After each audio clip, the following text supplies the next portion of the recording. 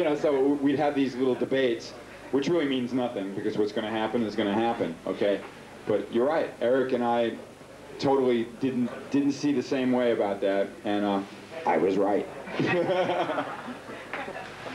Okay, you just mentioned earlier, Within was recorded during the Carnival of Souls sessions. Yes. Yes. When you were involved in writing that song? No, you recording it. And Within. how about the riffs? The guitar parts was no, that was Gene's ideas. I'll give you guys a little scoop here, okay? You understand scoop? Okay. Yeah, you know the backwards guitar thing, okay? You know, in the beginning of it, that is me from the demo. They flew that off, okay? You know, I know a lot of people think, oh, Bruce played lead guitar on Psycho Circus. I didn't play guitars on the album, but that is something they took from the demo. That's why it kind of sounds a little weird and everything. You know, it worked, and they, you know, Gene said, "Do you mind?" I go, "No, it'd be great. I love that. You know, I think it's funny." But I didn't write the song, and the demo we did was slightly different from it, but about the same. And in fact, you know, it could have been on Carnival of Souls. It's just the producer, the co-producer Toby, when we looked at material, you know, everybody has a different taste, you know, and that one just didn't make it. So I know Gene. I mean, I think it's a cool song, and it wound up on Psycho Circus. It's cool. All right. We've been reading a lot of stuff, or not a lot, but we've read something about Alice Cooper's record company trying to sue Kiss because there was some riffs that resembled some other songs of Alice Cooper's. Can you tell us more? It's talking about the song Dreaming, and it's actually Alice Cooper's, the people who own his publishing. And that's a little complicated, but I don't want to get into a music business lesson here, but generally people who control the copyrights or own the song, which is not Alice Cooper as the publisher, they happen to be, they feel that they have a case regarding the song Dreaming.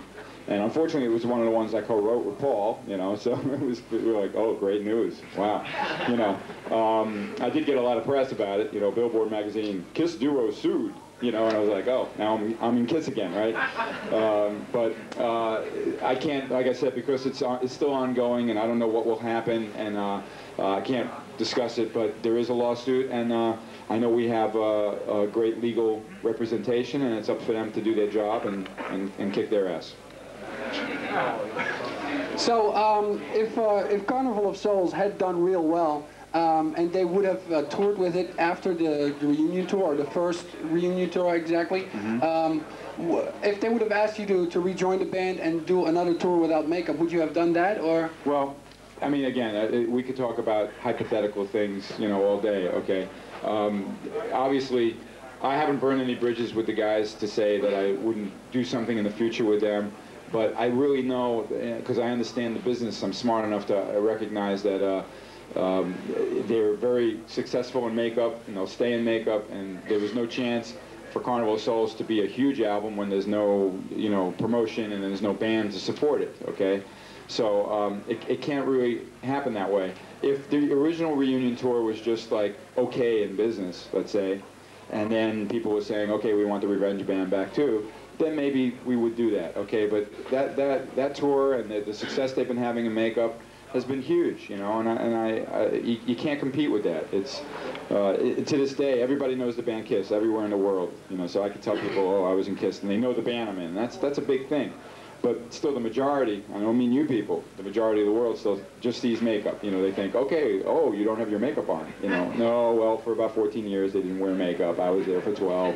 You know, you got to go into, even last night at the Playboy party, explaining, why are you signing things? You're not in the band, are you? No, I was in the band for 12. Oh, I see. What are you doing here? You work for them? You know, it was really, well, you know, I'm here to promote myself, and there's going to be a convention with many people, and oh, very good. So you see what I mean? Is the story behind Kiss is kind of very interesting, and it's kind of hard to think of what ifs, you know. But I think they're very successful in makeup, and that's the way you'll probably see them for quite a while, unless they don't enjoy it or nobody wants to see it. Okay.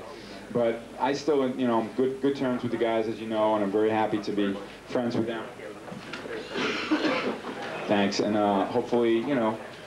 You never know what will happen in the future, but for right now, you know, they're going to be in makeup, and I'm just pleased to still have contact and that closeness and understand, you know, to be proud of what I did contribute instead of, you know, taking a negative attitude towards all of it.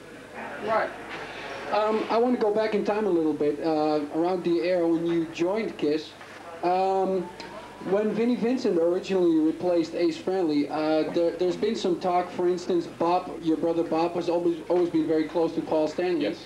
He must have mentioned, why don't you have Bruce in the band? Yeah. Can you maybe, do you know anything about why that didn't happen, why they chose Vinnie, or? Well, you know, Vinnie at the time, I remember when they were auditioning people for that, you know, period, that they were very, very picky, and rightfully so. I mean, to fill Ace's shoes is very, very difficult, and they auditioned a billion people, and they didn't like anybody. And I think Vinnie, they never really took that seriously, but they knew he was, you know, talented, and they knew he could write songs, and I think he kind of won by default. And my opportunity, I remember when my brother presented me, and I wasn't really that confident about, do I belong in KISS, or could I wear the makeup and the outfit? You know what I mean? My attitude wasn't like, I want this. I didn't really get it at the time. So,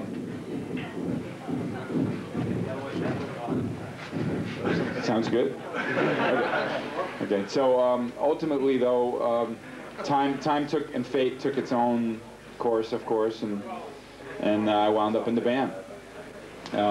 It's kind of an unusual way, but it worked. It worked out, you know. So it wasn't the right time. They had to go through, I guess, you know, what they had to go through with Vinnie first, you know. Yeah, and obviously after Vinnie, first they had Mark St. John, and everybody knows that they tried to tour with him, but yeah. Obviously he was sick and couldn't play and all that. Right. Can you tell us a little bit more about how it was to have you on the road with KISS and Mark also there? And yeah, in Europe it was just me traveling with the group. I got asked to help out and just temporarily be a member, and I was like, okay, I'm happy, I'll be here, you know. And it was really exciting. I remember I have to thank again, you know, all the Scandinavian countries were incredible. And I'll never forget, you know, it was like Beatlemania, okay, 1984. It was pretty amazing. And by the time we got back to the States, Mark was getting, his condition was improving, where his hand wasn't quite as swollen, and they wanted to, you know, it was his gig, so they wanted to give him the opportunity. So for a while he would travel with us, and he was kind of watching the show, learning to see what was supposed to happen, and then actually, the truth is he got to play a half a show one day and then a full show the next day.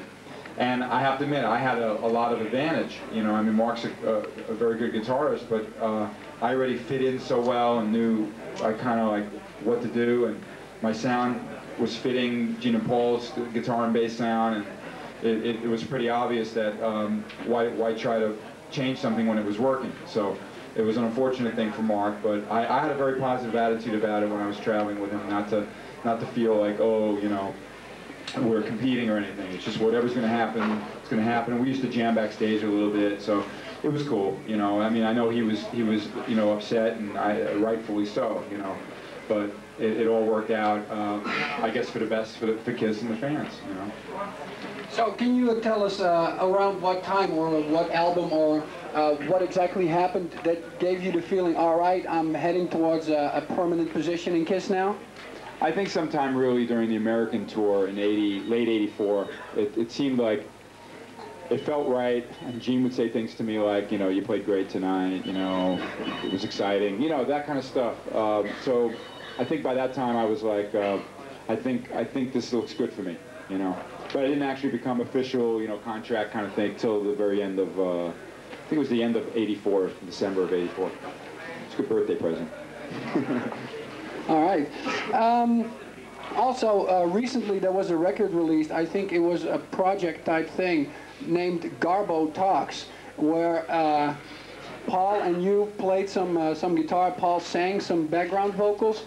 Can you tell us a little bit more about that? Because it's a very small record and yeah, it's hard to get here. Yeah, don't bother.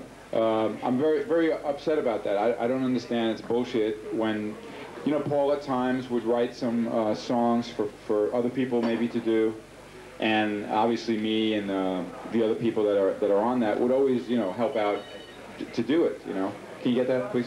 Tell him I'm busy, okay. Anyway, When I heard about this, as far as I know, and I know a lot about the music business after working with Gene for many years, you know, that that's not legal to do that, you know. In other words, to put out a song that I did or that Paul sang on in whatever shape or form. A few more things that are really cool. It's really hard. I mean, you know, certain songs that you always expect. Gene's really good with putting a set together, though, and it's trial and error. It really is, you know.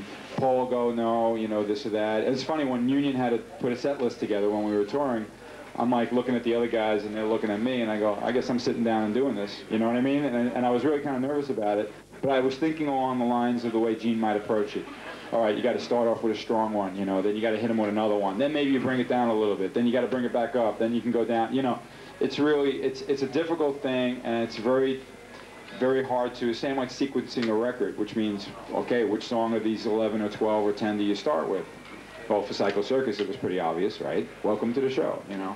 But not every album has that obvious opener, and you can start a show with Detroit Rock City or end the show with it. You can start a show with, you know, Love Gun or end with it. You know, it's just about trying things and trying to be as smart as you can and looking for a reaction, you know, from the crowd. Unfortunately, like sometimes we try a new song. I remember Little Caesar from Hot in the Shade. You know, Eric. We wanted Eric to sing a song, and everybody was like, they didn't know the song, so they didn't react.